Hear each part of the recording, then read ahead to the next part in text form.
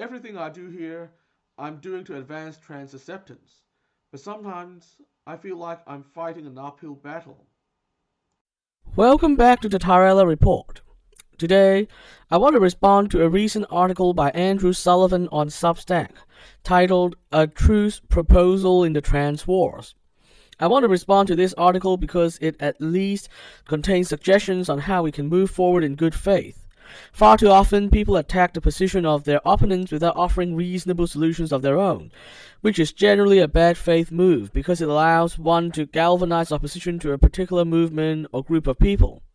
It is the very definition of negative thinking, and in some cases it can even be literally hateful and bigoted. This is why I believe whenever someone says they are against something, we must demand to know what exactly they are for instead, and where they have done so, we should aim to continue the dialogue in good faith.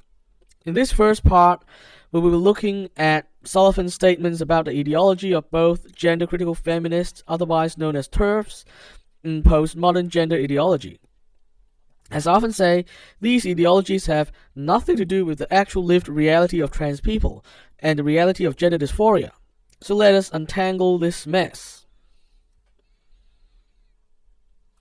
Sullivan says he supports trans people and trans rights, but has some reservations. He then goes on to say that he does not believe that a trans woman or a trans man is in every way indistinguishable from a woman or a man, and that he does not, quote, buy the idea that biological sex is socially constructed or a function of white supremacist thought. Guess what? I'm sure that the majority of trans people are with him on these points. As some trans people put it, if biological sex weren't real, they wouldn't be trans, right? If biological sex weren't real, then we wouldn't have gender dysphoria, which would be wonderful. But the reality is, biological sex is real, and hence gender dysphoria is real, and no amount of escapist postmodern theory would change this. Acknowledging the reality is helpful both for encouraging public understanding of trans lives and for the needed discussions to take place regarding how to best accommodate trans people while taking into account the concerns of other stakeholders.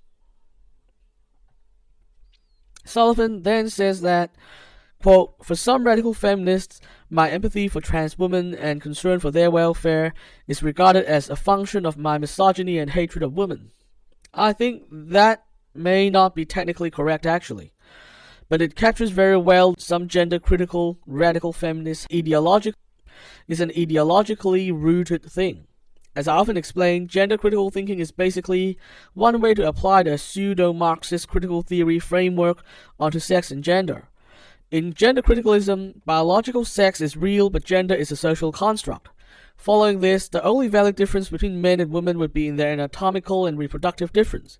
Any other difference, including social and psychological difference, is due to social conditioning, and hence a form of false consciousness designed to oppress women as a class, in a parallel to Gramsci's theory that capitalist cultural hegemony is designed to keep workers satisfied with their oppression. Hence, any non-physically apparent differences between men and women must be strenuously denied, despite all the empirical evidence and despite our knowledge of Darwinian evolution. In other words, gender criticalism is as anti-science as critical theories come. Gender criticalism has no empathy towards trans women because we are an inconvenient evidence that their theory is wrong, that there is a biological basis to gender as well as sex. This is why gender criticalism must completely deny the validity of trans women at all times, in all cases. It's like how the religious right completely denies the validity of gay people and gay relationships, and is just as rooted in ideological reasons. Sullivan later says that the, in quotation, trans ideology, which seeks to, quote, abolish the idea of biological sex altogether and to teach kids they have a choice over whether to be a boy or a girl, should be kept out of the classroom. I totally, wholeheartedly agree with this, except please don't call it trans ideology. This ideology is part of the postmodern critical theory umbrella, and it originated in the academic humanities rather than the trans community. It belongs to the radical feminist tradition, yes, the same tradition as transphobic gender-critical feminism, and they do share many views too. Old-school trans people never accepted this ideology, In real life, trans people transition not because we have a choice over our gender. It's because we don't. As trans people sometimes put it, our crippling gender dysphoria means that we don't have the luxury of seeing gender as a social construct. The postmodern radicals are silencing this basic truth of trans lives. Understand that the trans community is as much a victim of this anti-scientific ideology as the rest of society, and that many of us are very frustrated that it is getting in the way of productive conversations about trans issues based on actual scientific and clinical evidence. I believe that there is a fundamental problem in how we are discussing trans issues in the mainstream media right now. It boils down to the fact that we do not center the condition of gender dysphoria enough in those discussions. The fact is, trans people transition to relieve their gender dysphoria. Without gender dysphoria, there wouldn't be trans people or trans issues. So understanding and being empathetic towards the very real condition of gender dysphoria should be the first step in the development of any views towards or solutions for trans issues. Indeed, this was how historical pioneers of medical research into trans people, like Dr. Harry Benjamin, approached the issue. I'm worried that we are losing sight of this.